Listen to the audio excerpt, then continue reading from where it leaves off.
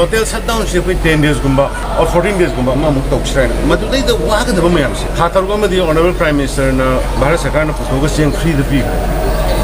madugi lockdown marup to da like lai ra awana mayam se muk kari na kramai ta ma to ga di asi national policy ma yaw ga di se katna lo ru busia ga aduna khoi ngarang mak khoi review meeting dor kan da Central Home Ministry da state ko ji ko le be film je sini hana ko ramane sini masjid da koi shutdown guma total shutdown guma 10 days guma or 14 days guma ma tawge na khalli masjid da advice kari legi na manan hay financially ayam badi moi da burden dor ko na hida ICMR da ki fir kada bani anything han test ki da makta ICMR da ki free da film ba test ki du bi re ji apne lai re aduna adu ko magi financially kari ge state ki problem khar lai bani na ICMR da amani home department da